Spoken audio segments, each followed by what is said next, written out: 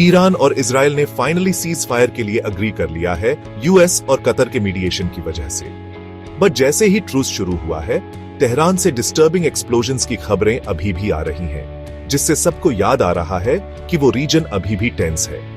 Israeli leaders ने cease fire का welcome किया है, बट वो ये भी कह रहे हैं कि गाजा के लिए एक परमानेंट सोल्यूशन अभी भी चाहिए। यहां इंडिया में गवर्नमेंट ने सीज फायर को सपोर्ट किया है और ओपन डायलॉग के लिए पुश कर रही है।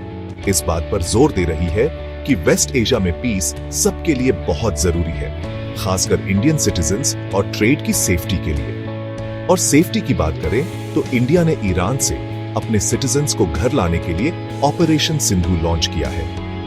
अब तक 1700 से ज्यादा इंडियंस को सेफली इवैक्यूएट किया जा चुका है और अगले कुछ दिनों में 3 और रेस्क्यू फ्लाइट्स प्लान की गई हैं। इंडियन एम्बेसी अब इमरजेंसी सर्विसेज को वाइंड डाउन कर रही है क्योंकि हालात स्टेबलाइज होने लगे हैं। इजराइल से अभी तक कोई फॉर्मल इवैक्यूएशन नहीं हुआ है, बट इंडिया स्टैंड बाय पर है और जरूरत पड़ने पर एक्ट करने के लिए रेडी है। गवर्नमेंट सिचुएशन को क्लोजली वॉच कर रही है और किसी भी मोमेंट एक्ट करने के लिए प्रिपेयर्ड है। इकोनॉमिक फ्रंट पर ग्लोबल स्टॉक मार्केट्स ने सीज फायर पर पॉजिटिवली रिएक्ट किया है। यूएस मार्केट्स खासकर एक स्ट्रॉन्ग अपवर्ड ट्रेंड दिखा रहे हैं, जिससे स्टेबिलिटी की होप झलक रही है।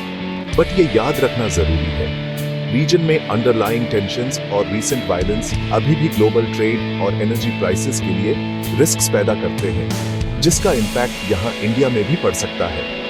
अभी के लिए सीज फायर एक रिलीफ है, बट रियल लास्टिंग पीस के लिए सिर्फ एक टेम्पररी ट्रूस से कहीं ज्यादा चाहिए होगा। ऐसी अपडेट्स के साथ इन्फॉर्म्ड रहें। ज्यादा जानकारी के लिए चैनल को लाइक और सब्सक्राइब करना न भूलें।